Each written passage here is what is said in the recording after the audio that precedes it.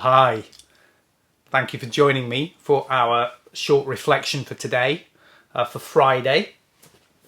I hope your week has gone well and that you're looking forward to the weekend. I hope the week's treated you kindly. It's been quite a week, hasn't it? In many ways. It's been a big week in terms of promises for the future, where we've been promised the dawn to come, if you like, and that's an image I'm going to come back to, where although winter is still very much here, we've had some lovely signs of spring, haven't we? Although I did see a forecast yesterday that suggested we might get snow over Easter, but I'm ignoring that. And although we're locked down still and nothing has really changed, this week's announcements have at least pointed us to the dawn that we all hope and pray is coming over the coming weeks and months. We can almost see the rays of the sun brightening the horizon as dawn draws near. It especially felt like that to me this morning as I sat in my kitchen with the early morning sun streaming in through the window, and as I got this slight taste of the warmth of the sun. It's lovely feeling. Now, one of the things that we're doing this Lent as part of the church community is we're offering the opportunity to gather each day on Zoom just to look at a little bit of God's story and to chat it over together. And we're journeying through Luke's story of Jesus' life to do that. And we call it Lent with Luke. And we've got a lovely friendly group actually. So this is a bit of a plug. Although we're a few days in, it's not too late to join us. If you fancy coming and giving us a try, you don't have to join us every day. Just come along. We read a bit of stuff together, and we chat it over. And it's a lovely time of just engaging with God's story.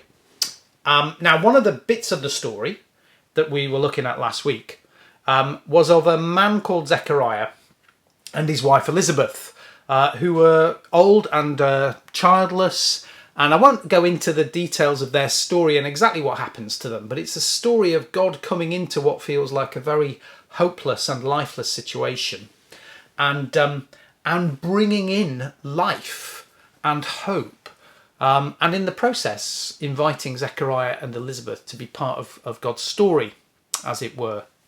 Now, after Zechariah and Elizabeth are gifted a child, gifted a son, Zechariah utters a beautiful song of prayer and praise, which he speaks out over his newborn son, who would grow up to be the man that we know as John the Baptist.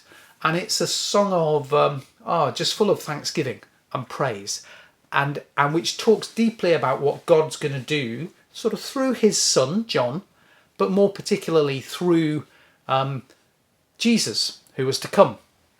And the last part of this beautiful message to baby John, from God's heart, goes like this. It says, and these are words to John as a baby: "And you, child, shall be called the prophet of the Most High, for you shall go before the Lord to prepare his way, to give knowledge of salvation to his people by the forgiveness of all their sins. In the tender mercy of our God, the dawn from on high shall break upon us, to give light to those who live in darkness and the shadow of death, and to guide our feet into the way of peace."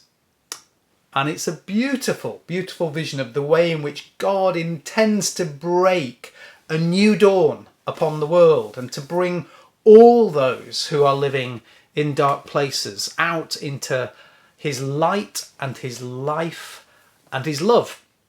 Because that's God's vision for the whole of his creation, right? I mean, for the whole world and all the people in it, to break the power of darkness and the shadow of death, and to bring light and life.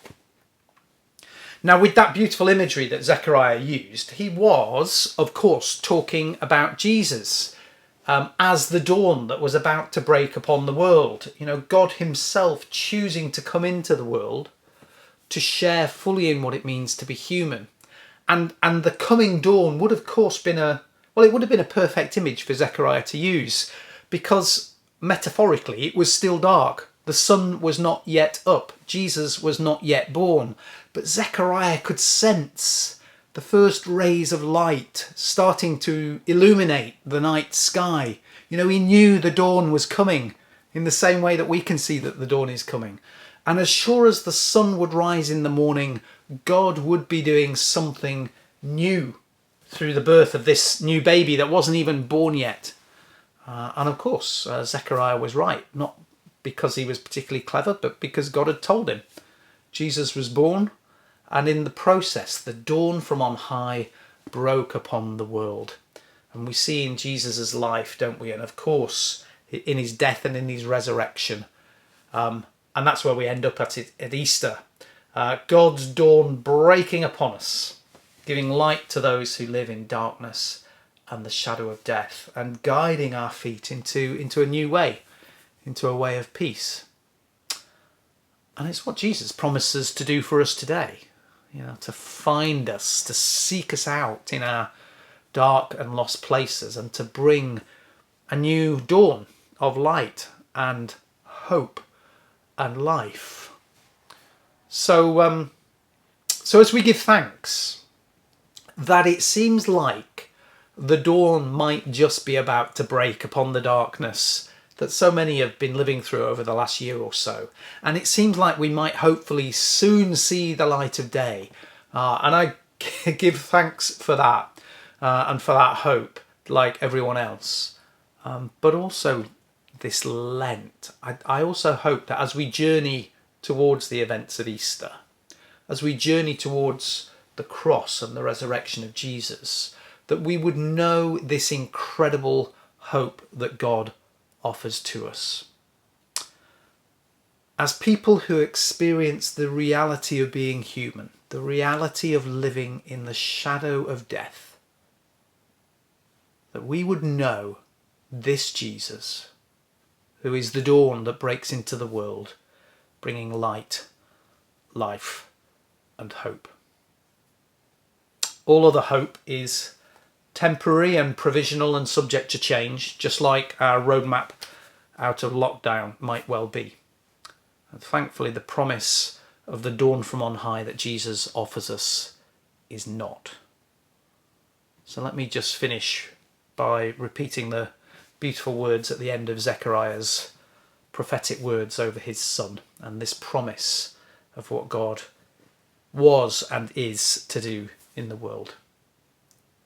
In the tender mercy of our God, the dawn from on high shall break upon us, to shine on those who live in darkness and the shadow of death, and to guide our feet into the way of peace. So this weekend I pray that you would know this peace and the firm hope of the dawn from on high that continues to break upon us in and through Jesus Christ. Please do go well. Have a lovely rest of the day.